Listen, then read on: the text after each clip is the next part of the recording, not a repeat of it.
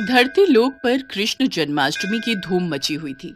जहां देखो वहां जगह जगह हर घर हर मंदिर सजा हुआ था।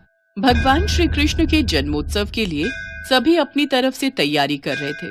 ये नजारा गोलोक में विराजे श्री भगवान कृष्ण और राधा मैया देखकर अति प्रसन्न हो रहे थे। तभी श्री कृष्ण ने अपने मोर पंख को ठीक किया, कमर में बांसुरी को कसा और मुकुट पहनकर तैयार हो गए। कान्हा, कहाँ चल दिए इतना सज संवर कर? अरे राधा, आज मेरा जन्मदिन है। धरतीवासी मेरे जन्म उत्सव को इतनी धूमधाम से मनाते हैं। मन में विचार आ रहा है आज अपने भक्तों की परीक्षा ली जाए, इसलिए धरती लोक में भ्रमण के लिए जा रहा हूँ। अच्छा, फिर तो मैं भी तुम्हारे साथ चलूंगी। तुम्हारे बिना तो मैं अधूरा हूँ राधे। भला तुम्हारे बिना मैं कैसे जा सकता हूँ? चलो, अब तुम भी तैयार हो जाओ। कान्हा, तुम्हें ज्ञात है जन्माष्टमी पर भक्त तुम्हें छोटे बालक के रूप में पूजते हैं, इसलिए इस रूप में नहीं, हम छोटे बच्चों के रूप में जाएंगे। ये भी उत्तम रहेगा। राधा कृष्ण दोनों धरती लोक पर जाने ही लगे कि तभी कृष्ण के सारे सखा वहाँ आ गए। अरे वाह कान्हा, तुम्हारे जन्मदिन का आयोजन और तुम अकेले अकेले ही जा रहे हो। आज तो खीर पूड़ी पकवान मिलेंगे, हम भी तुम्हारे साथ चलेंगे। अब तो तुम सबको भी ले जाना ही पड़ेगा। ठीक है, चलो तुम सब भी मेरे जन्मोत्सव का आनंद लेने चलो। राधा कृष्ण और सभी सखा छोटे छोटे बच्चों के रूप में आ जाते हैं और धरती लोक में पहुंचते हैं। घूमते घूमते वे सब एक गांव में पहुंचते हैं। वहां पर सब जगह जन्माष्टमी की धूम थी। कन्हैया, मुझे तो बहुत जोरों की भूख लगी है, चलो न कहीं चलकर कुछ खाते हैं। हाँ, राधा बिल्कुल ठीक कह रही है। चलो ना कान्हा, सब मिलकर कहीं बढ़िया बढ़िया पकवान खाते हैं। मन तो मेरा भी हो रहा है। चलो, वो सामने उस घर में चलते हैं। वहां लग रहा है बढ़िया बढ़िया जन्माष्टमी की सजावट हो रही है। मेरे जन्मदिन की खुशियां मनाई जा रही हैं। चलो, सब चलते हैं।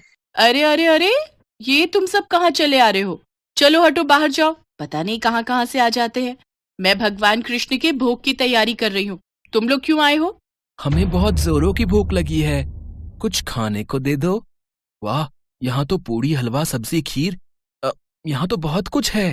अरे क्या बात है सुशीला, आरती का समय हो रहा है, अंदर आओ। बाहर क्यों खड़ी हो? हाँ हाँ, आ रही हूँ। दरवाजा बंद कर दूं? चलो बच्चों, यहाँ से जाओ। कान्हा, इन्होंने तो द्वार बंद कर लिया। अब हम क्या करें? हम सबको बहुत जोरों की भूख लग रही है। ये कैसी बात हुई? तुम्हारा ही जन्मदिन मना रहे हैं और तुम्हें ही कुछ खाने को नहीं दिया। अरे सुदामा, इन्हें थोड़ी पता है कि मैं वास्तव में कृष्ण हूँ। ये तो मुझे एक साधारण बालक समझ रहे हैं। कोई बात नहीं सुदामा, कोई तो होगा जो हमें इस रूप में भोजन देगा। चलो और कहीं देखते हैं। राधा कृष्ण और सभी बालक बालिकाएं कुछ और जगह पर भी गए, पर वहां भी आरती और पूजन चल रहा था। कहीं भी उन्हें खाने को कुछ नहीं मिला। वे चलते चलते थक गए। मानव शरीर धारण किया है तो इतनी भूख तो सहन करनी ही होगी। बस एक आखिरी द्वार और खटखटाते हैं। अगर यहाँ नहीं मिला तो हम वापस गोलोक चले जाएंगे। ठीक है कान्हा, चलो इस घर में ही चलते हैं। थोड़ी और खीर दे। तुझे जब पता था कि मंदिर में खीर का प्रसाद बट रहा है तो तू थोड़ा ज्यादा नहीं ला सकती थी?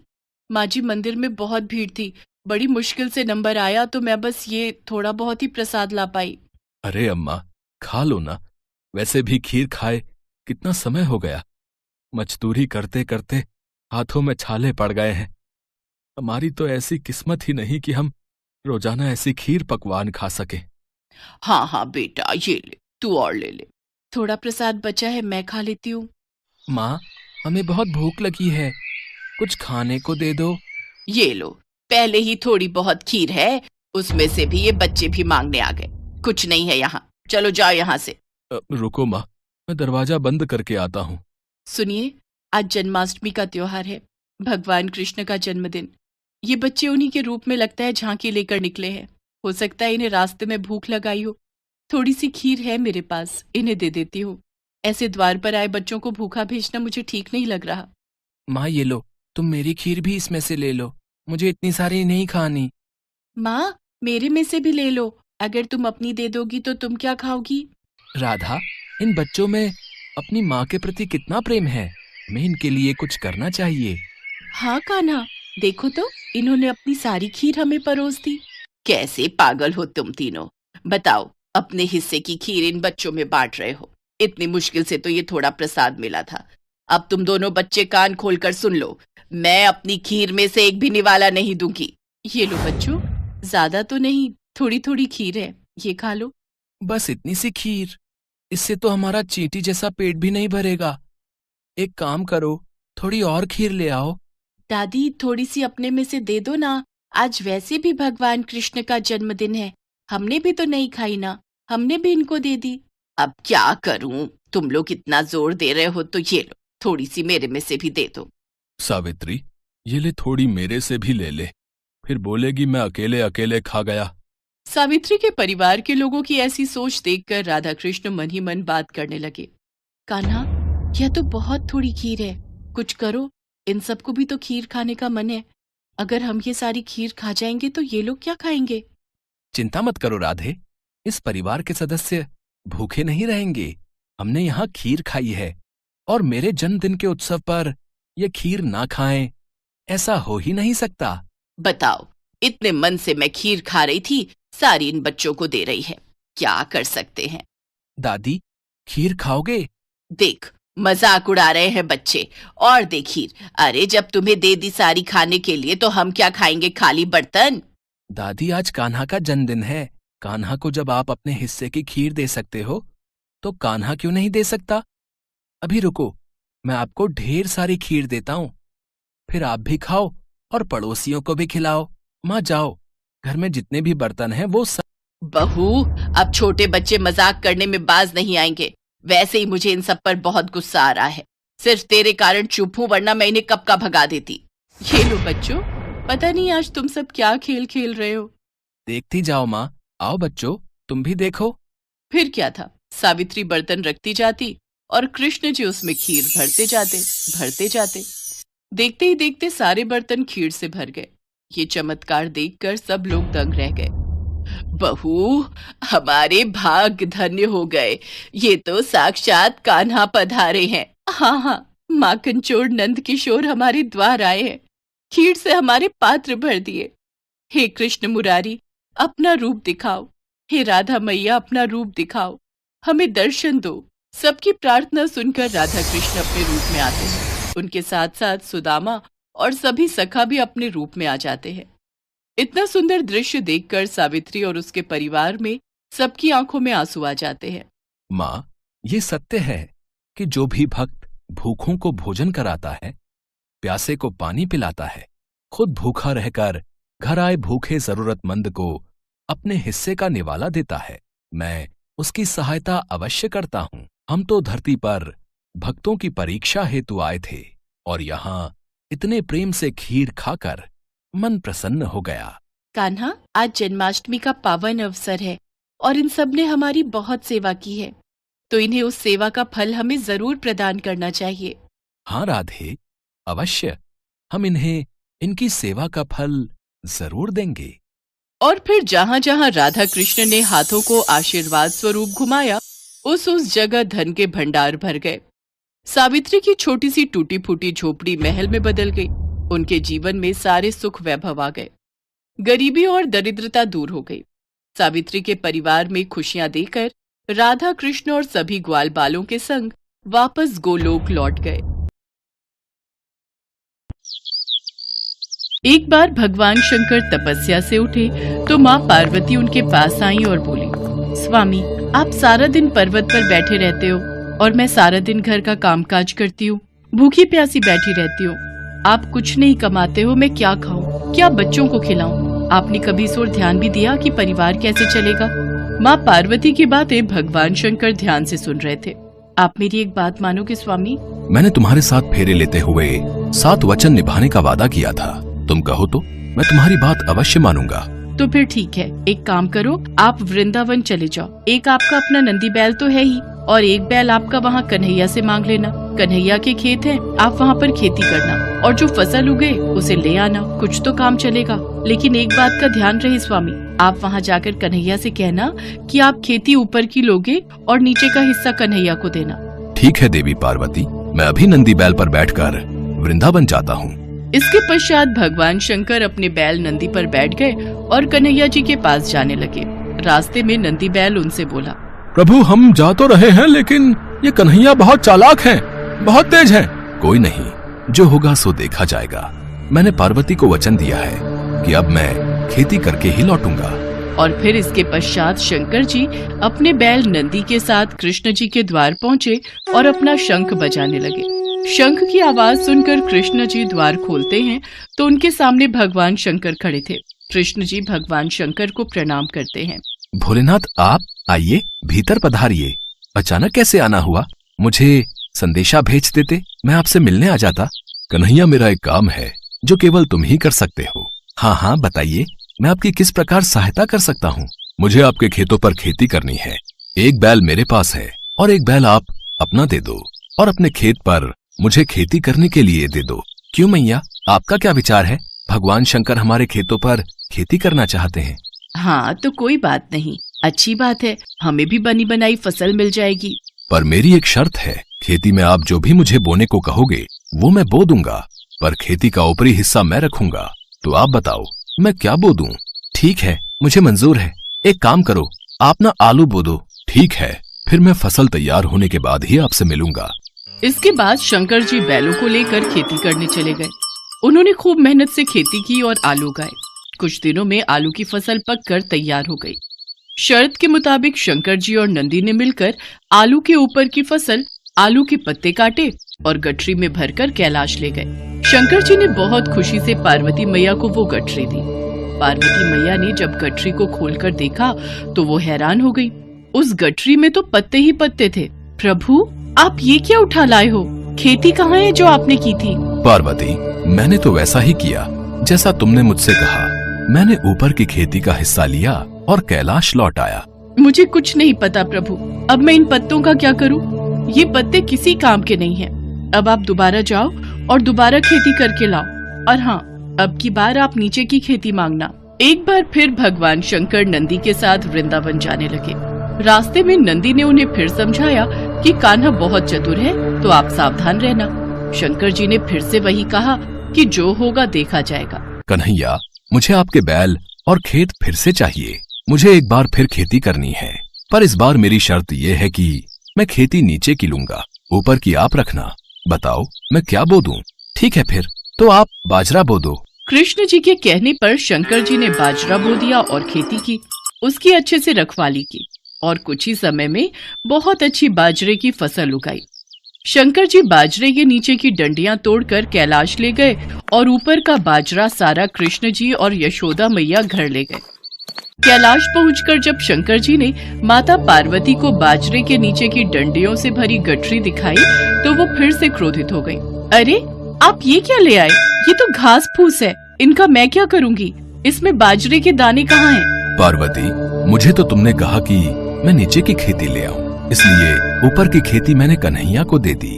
मुझे कुछ नहीं पता, मैं क्या बनाऊं और क्या खिलाऊं। आप एक बार फिर से जाओ और इस बार कन्हैया से कहना कि ऊपर और नीचे दोनों की खेती आप ही रखोगे। ठीक है पार्वती, जैसा तुम कहो, मैं फिर से जाता हूँ। चलो नंदी। शंकर जी कन्हैया के द्वार पर पहुँचे और उनसे फिर से खेती करने के लिए कहा। कन्हैया, इस बार ऊपर और नीचे दोनों की खेती मैं ही लूंगा।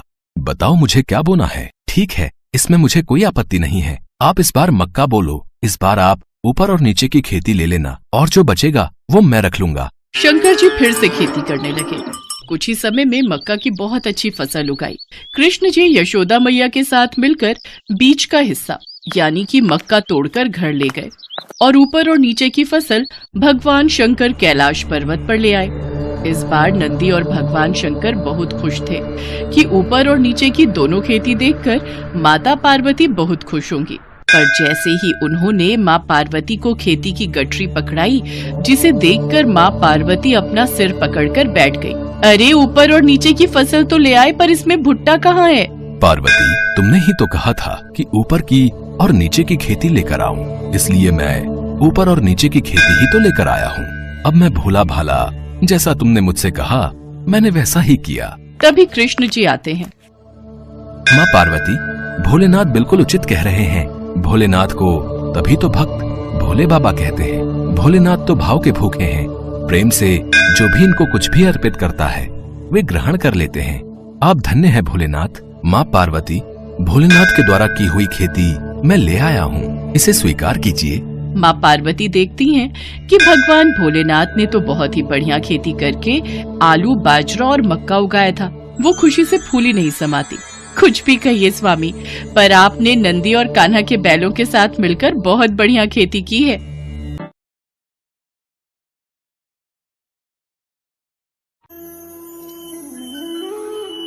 एक गांव में जानकी नामक एक गरीब विधवा अपने बेटे सूरज के साथ रहती थी।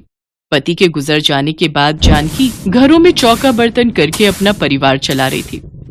जानकी सदैव भगवान की पूजा किया करती थी। उसके घर में ब्रह्मा, विष्णु, महेश त्रिदेवों की एक फोटो थी, जिसके आगे वो हर सुबह उठकर दीपक जलाया करती थी और नियम पूर्वक जो भी रूखा सूखा बनाती वो भोग लगाकर ही खाती थी। सूरज था तो छोटा, पर समझदार बहुत था। वह अपनी माँ को अक्सर ऐसा करते देखता था। माँ, तुम भगवान की पूजा क्यों करती हो? इसलिए बेटा, ताकि भगवान हमें हर मुसीबत से बचाएं। माँ, क्या भगवान हमें सारी मुसीबतों से बचा लेते हैं? हाँ बेटा, भगवान हमारी हर मुसीबत में रक्षा करते हैं। अपनी माँ से बातें करते करते सूरज सो जाता है। अगले दिन जानकी काम पर चली जाती है। एक दिन सूरज की तबीयत खराब थी, पर वो दवाई खाने के लिए लगातार मना कर रहा था। सूरज बेटा, अगर दवाई नहीं खाओगे तो कैसे ठीक होगे? माँ, तुम ही तो कहती हो कि भगवान हमें सारी मुसीबतों से बचा लेते हैं, तो वो मुझे ठीक कर देंगे। मैं दवाई नहीं खाऊंगा, दवाई बहुत कड़वी होती है। अरे तुम्हें नहीं पता कि भगवान जी ने तो मुझे ये दवाई दी है कि इसे सूरज को खिला देना, उसके बाद वो बिल्कुल ठीक हो जाएगा। वो देखो, दवाई की पुड़िया भगवान के मंदिर में रखी है ना, और उन्होंने साथ में कटोरी में चीनी भी रखी है। अगर तुम्हें दवाई कड़वी लगे तो मैं तुम्हें चीनी खिला दूं, वो देखो। क्या सचमुच भगवान जी ने ये दवाई दी है? ठीक है, फिर तो मैं ये दवाई खा लूंगा। माँ, मुझे वो वाली चीनी भी दो। हे ईश्वर, मुझे क्षमा करना। मैंने आपका नाम लेकर सूरज को दवाई खिलाई है। मैं जानती हूँ आप मेरे बच्चे को जल्दी ठीक कर दोगे। हे पालनहार, हे ब्रह्मा, विष्णु, महेश, आपकी सदा ही जय हो। दवाई खाकर सूरज ठीक हो जाता है। माँ, भगवान जी की दवाई से तो मैं बिल्कुल ठीक हो गया। मुझे बहुत जोरों से भूख लगी है, मुझे दाल चावल खाने हैं। माँ, अच्छा बेटा, आज मैं तेरे लिए दाल चावल ही बनाऊंगी। जानकी उस दिन सूरज के लिए दाल चावल बनाती है। जानकी भगवान को भोग लगाकर सूरज को खाना देने ही लगी थी कि तभी गांव का मुखिया आ जाता है। जानकी, कर्जे के बाकी बचे हुए रुपए तो कब तक लौटाएगी? तूने अपने पति की बीमारी के लिए मेरे से 5,000 रुपए लिए थे, जो अब ब्याज के साथ 15,000 हो चुके हैं। मुखिया जी, आप चिंता मत करो, मुझे कुछ महीनों की मोहलत और दे दो, मैं आपका सारा कर्जा चुका दूंगी। ठीक है, 15 दिन बाद 5,000 रुपए दे देना। बाकी के बचे हुए पैसे 2-3 महीने के अंदर लौटा दे। इतना कहकर मुखिया वहां से चला जाता है। जानकी परेशान हो जाती है कि वो इतनी जल्दी रुपए कहाँ से लाएगी। जानकी घरों में काम करती थी, वहां से भी एडवांस रुपए मांगती है, पर पहले ही वो महीने के पैसे ले चुकी थी, इसलिए मालकिन ने एडवांस देने के लिए भी मना कर दिया। नहीं नहीं जानकी, ऐसे काम नहीं चलता। तुम्हें तो पता ही है सेठ जी पूरे महीने के पैसे एक साथ देते हैं। अब मैं तुम्हें एडवांस में पैसे दे दूंगी तो मुझे भी तो पूरे टाइम घर का खर्च चलाना है। सेठ जी शहर गए हुए हैं, पीछे से मुझे भी तो पैसों की जरूरत है, और वैसे भी मैं तुझे महीने के पैसे पहले ही दे चुकी हूँ। कोई बात नहीं मालकिन, आप परेशान मत हो। ऐसे ही कुछ दिन तक जानकी परेशान रहती है। वो कुछ भी नहीं समझ पा रही थी कि आखिर वो चौधरी का कर्ज कैसे चुकाए। एक दिन जानकी त्रिदेव की मूर्ति के आगे बैठी रो रही थी। हे प्रभु, मैं क्या करूं, मुझे कुछ समझ नहीं आ रहा। चौधरी साहब कल मेरे से कर्जे के 5,000 रुपए मांगने आ जाएंगे, पर मेरे पास उनको देने के लिए बिल्कुल भी पैसे नहीं है। अगर मैंने उन्हें पैसे नहीं दिए तो ये घर खाली करना पड़ेगा हमें, वो हमें यहाँ से निकाल देंगे। मेरी सहायता करो प्रभु, मेरी सहायता करो। माँ, तुम रो मत। तुम ही तो कहती हो कि भगवान हमारी हर मुसीबत से रक्षा करते हैं। देखना, वो हमें भी इस मुसीबत से निकाल देंगे। पर जब मुखिया पैसे लेने के लिए आया तो जानकी के पास पैसे नहीं थे। मुखिया ने उसे खूब खरी खोटी सुनाई। जानकी, मैंने तुझसे कहा था कि तू कर्जे के 5,000 रुपए तैयार रखना, पर तूने ऐसा नहीं किया। कल दोपहर तक अगर तूने मेरे पैसे नहीं लौटाए तो मैं तुझे पुलिस के हवाले कर दूंगा, समझी? मुखिया जी, आपको पता भी है हमारी मदद करने के लिए भगवान जी आने वाले हैं। वो आपके सारे पैसे चुका देंगे। सही है। बच्चे को भी बहला फुसला रखा है कि भगवान आएंगे। देखता हूं कल कौन से भगवान मेरे पैसे चुकाने आने वाले हैं। जानकी रोने लगती है। सूरज भगवान त्रिदेव के पास जाता है और उनसे कहता है, भगवान जी, माँ कहती है कि आप मुसीबत में हमेशा सहायता करने के लिए आते हो। कल मुखिया जी माँ को पुलिस के हवाले कर देंगे। आप उससे पहले आ जाना, मैं आपका इंतजार करूंगा। सूरज भगवान के आगे रोने लगता है और उसकी दर्द भरी पुकार ब्रह्मा विष्णु महेश तक पहुंचती है। हे नारायण, महादेव, मासूम सूरज की करुण पुकार सुनकर मेरा हृदय द्रवित हो गया है। ब्रह्मदेव, सूरज हमें मदद के लिए पुकार रहा है। जानकी ने सदैव हमारी पूजा और अर्चना की है। अब समय आ गया है कि हम जानकी को उसकी पूजा का फल दें। आप दोनों सत्य कह रहे हैं। जब भी कोई भक्त हमें सच्चे हृदय से पुकारता है तो हम तीनों उसकी सहायता के लिए अवश्य जाते हैं और समय आने पर हम तीनों अपनी भक्त जानकी की सहायता के लिए अवश्य जाएंगे। अगले दिन मुखिया अपने पैसे लेने के लिए जानकी के पास आता है।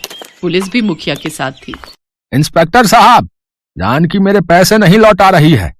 इसने मेरे 15,000 रुपए कर्जा चुकाना है, जिसमें से इसने अब तक 1 रुपए का कर्जा भी नहीं चुकाया है। अब आप ही बताइए मैं क्या करूं। देखिए जानकी जी, मुखिया जी ने आपके खिलाफ रिपोर्ट लिखाई है, इसलिए आपको हमारे साथ पुलिस स्टेशन चलना होगा। या तो आप इनके कर्जे में से 5,000 रुपए अभी दे दो, वरना हमें आपको पुलिस स्टेशन ले जाना ही होगा। मुखिया जी, कुछ दिन की मोहलत और दे दो। आप तो जानते ही हो मेरी कितनी परेशानी चल रही है। सूरज के बापू के गुजर जाने के बाद घर का किराया, घर खर्च के पैसे सब घरों में काम करके ही निकाल पाती हूँ। मैं आपको वादा करती हूँ कुछ दिनों में आपको पैसे दे दूंगी। नहीं इंस्पेक्टर साहब, मुझे इस पर विश्वास नहीं है। ये आज भी मुझे टाल रही है। न जाने कभी मेरे पैसे दिए बिना गांव छोड़कर भाग गई तो मैं कहां ढूंढूंगा इसको फिर। आप इसे बोलो मेरे पैसे अभी दे। पुलिस अंकल, अभी भगवान जी आते ही होंगे, वो आपके सारे पैसे दे देंगे। आप मेरी माँ को मत ले जाओ। रे आगे से हटो बेटा। चलिए बहन जी, हमारे साथ पुलिस स्टेशन चलिए। अभी इंस्पेक्टर साहब जानकी को लेकर जा ही रहे थे कि तभी 3 व्यक्ति वहां आ जाते हैं।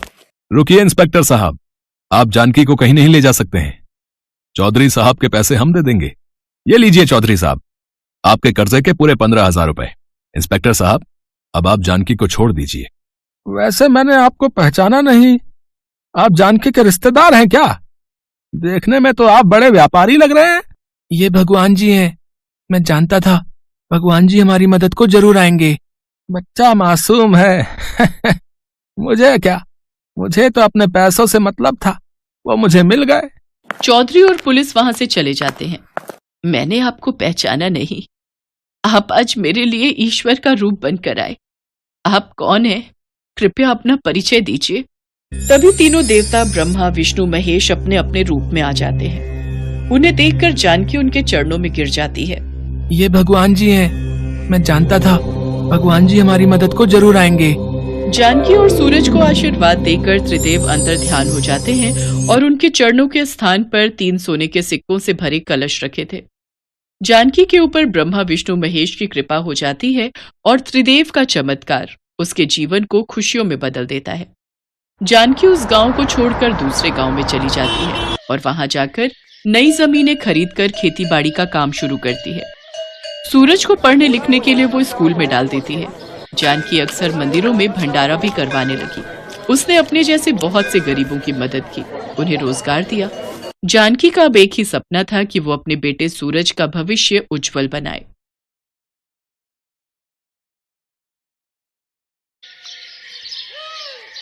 पृथ्वी की रक्षा और जन कल्याण के हित के लिए अनेकों बार भगवान विष्णु की भांति भगवान शिव ने भी अवतार लिया है। भगवान शिव द्वारा लिया गया ऐसा ही एक अवतार है बटुक अवतार। बटुक का अर्थ होता है छोटा बच्चा।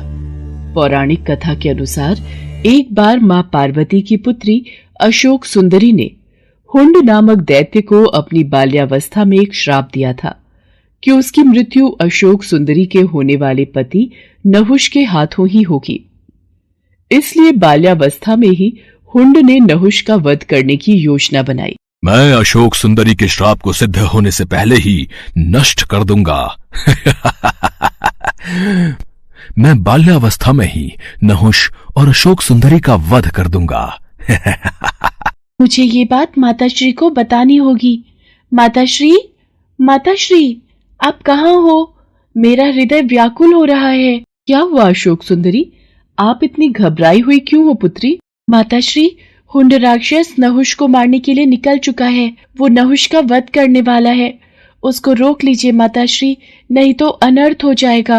हुंड राक्षस की इतनी हिम्मत कि वो नहुष की हत्या करने का साहस कर बैठा। आज हुंड दैत्य को मेरे हाथों से कोई नहीं बचा सकता। देवता, ऋषि, मुनि सब हुंड के प्रकोप से तंग आ चुके हैं। अब मुझे उसका संहार करना ही होगा। देखते ही देखते माँ पार्वती माँ काली के रूप में आ जाती हैं। उनका क्रोध बढ़ रहा था। वो हाथों में खड्ग लिए हुंड के वध के लिए निकल पड़ती हैं। किंतु यदि वो हुंड का वध कर देती तो वो प्रकृति के खिलाफ हो जाता, क्योंकि हुंड दैत्य का वध नहुष के हाथों ही लिखा था। इसलिए माँ काली को रोकना जरूरी था। पर उनके क्रोध को कौन रोकेगा, यही समस्या थी। नारायण नारायण। प्रभु, माँ काली तो क्रोध में आकर हुंड का वध करने निकल चुकी हैं। अब इनके क्रोध को कौन शांत करेगा? कौन इन्हें रोकेगा? आप सही कह रहे हैं देवर्षि नारद। माँ काली को यदि रोका नहीं गया तो अनर्थ हो जाएगा। अब तो सिर्फ महादेव ही उनके क्रोध को शांत कर सकते हैं, जिस प्रकार उन्होंने पहले भी कई बार माँ काली के मार्ग में आकर उनके क्रोध को शांत किया है। आप तो जानते ही हैं देवर्षि नारद, जब देवी पार्वती अत्यंत क्रोधित होती हैं तो वो महाकाली का रूप धारण कर लेती हैं और फिर उनके क्रोध को शांत करना असंभव हो जाता है। इतनी देर में सभी देवी देवता भगवान विष्णु के पास प्रकट होते हैं। प्रभु, देवी काली अत्यंत क्रोधित हो चुकी है। संसार भय से कांप रहा है। प्रभु, कुछ कीजिए। प्रभु, कुछ कीजिए। आप चिंतित मत होइए देवराजेंद्र, हम सब भगवान शिव के पास चलते हैं। महादेव, सभी देवी देवता आपके पास विनती हेतु आए हैं, इनकी सहायता कीजिए। मैं आपकी क्या सहायता कर सकता हूँ ब्रह्मदेव? आखिर क्या हुआ है? महादेव, हुंड दैत्य को पता चल चुका है कि भविष्य में उसका वध आपके होने वाले जामाता नहुष के हाथों ही होगा, इसलिए वो उसकी हत्या हेतु निकला है। देवी पार्वती इसी कारण क्रोध में आ गई हैं और उन्होंने माँ काली का रूप धारण कर लिया है। अब उनके क्रोध को केवल आप ही शांत कर सकते हैं देवाधिदेव। काली के क्रोध को शांत करने के लिए मुझे उनके सामने जाना होगा। सभी देवी देवताओं को आश्वासन देकर भगवान भोलेनाथ देवी काली के समक्ष प्रकट होते हैं। देवी काली क्रोध की अग्नि में जल रही थी। वो भगवान शिव को अपने सामने देखकर विशाल रूप धारण कर लेती हैं और उनका क्रोध अत्यधिक बढ़ जाता है। शिव जी भी उन्हें रोकने के लिए अपना विशाल रूप धारण कर लेते हैं। रुक जाओ देवी पार्वती, शांत हो जाओ। नहीं, अब मेरा क्रोध तभी शांत होगा जब मैं हुंड दैत्य का वध करूंगी। देवी पार्वती, यदि आपने हुंड का वध कर दिया तो हमारी पुत्री अशोक सुंदरी द्वारा दिए गए उस श्राप का क्या होगा? वो श्राप व्यर्थ जाएगा। आप उस श्राप की मर्यादा को कैसे भंग कर सकती हो? आप जानते हैं प्रभु, हुंड ने हमारी पुत्री और होने वाले जमाता को मारने का दुस्साहस किया है और आप कहते हैं कि मैं शांत हो जाऊं? नहीं। देवी पार्वती, आसमान की ओर देखिए। सभी देवी देवता आपके इस रौद्र रूप को देखकर घबरा रहे हैं। शांत हो जाओ पार्वती, यही संसार के हित में है। नहीं, अब मुझे कोई शांत नहीं कर सकता। आप मेरे मार्ग से हट जाइए, मैं आज नहीं रुकूंगी। पर रुकिए देवी पार्वती, हमारी पुत्री अशोक सुंदरी और नहुष दोनों ही सकुशल हैं, उन्हें कुछ नहीं हुआ। नारायण नारायण, अब क्या होगा प्रभु? माता तो क्रोध की अग्नि में आगे बढ़ चुकी हैं। अब महादेव माता को कैसे शांत करेंगे? उन्होंने तो महादेव की बात को मानने से भी इनकार कर दिया है। देवर्षि नारद, भगवान शिव के होते हुए हमें चिंता करने की कोई आवश्यकता नहीं है। वो देवी काली के क्रोध को शांत अवश्य करेंगे, आप निश्चिंत रहिए। माँ काली क्रोध में आगे बढ़ती जा रही थी। तभी उन्हें एक बालक के रोने की आवाज सुनाई दी। वास्तव में वो बालक कोई और नहीं बल्कि महादेव का ही अवतार था, जो हूबहू दिखने में महादेव की तरह ही था। अपने बाल रूप में महादेव रोए जा रहे थे। उनका रोना बंद नहीं हो रहा था। लगातार रोते बच्चे की आवाज को सुनकर माँ काली रुक जाती है। बच्चे का रोना माँ काली से देखा नहीं गया। वो उस बालक के पास जाती है। छोटे से बालक को रोता हुआ देख माँ काली से रहा नहीं जाता और वो उस बालक को गोद में उठा लेती है। ये बालक क्यों रो रहा है? ये बालक तो चुप ही नहीं हो रहा। लगता है मेरे इस रूप को देखकर ये डर रहा है। मुझे अपने वास्तविक रूप में आ जाना चाहिए। बालक की करुण आवाज को सुनकर माँ काली अपना क्रोध भूल जाती है और वो अपने वास्तविक रूप में आ जाती है और बच्चे को खिलाने लगती है। बालक भी चुप हो जाता है। तभी वहाँ पर देवर्षि नारद और भगवान विष्णु सभी देवताओं के साथ प्रकट होते हैं। देवी पार्वती, ध्यान से इस बालक की तरफ देखिए। आपके क्रोध को शांत करने के लिए ही महादेव ने इस बालक का रूप धरा है। और ये जो रो रहे थे वो इनकी पीड़ा थी। ये जानते थे कि आप इस समय अत्यंत दुखी हैं और आपने अपने क्रोध को और आपने अपने दुख को क्रोध में परिवर्तित कर लिया है और क्रोध विनाशकारी होता है। ये तो आपको परिचित है देवी पार्वती। इसलिए आपके क्रोध को शांत करने के लिए ही महादेव ने इस बालक का रूप धरा था। आज ये सिद्ध हो गया कि अत्यंत क्रोध को अत्यंत प्रेम भाव से ही शांत किया जा सकता है। महादेव, आज से आपके इस बाल रूप को बटुक अवतार के रूप में जाना जाएगा। सभी देवी देवता भगवान शिव और माता पार्वती पर फूलों की वर्षा करने लगे। उस दिन से भगवान शिव के बटुक अवतार को भक्तगण पूजने लगे।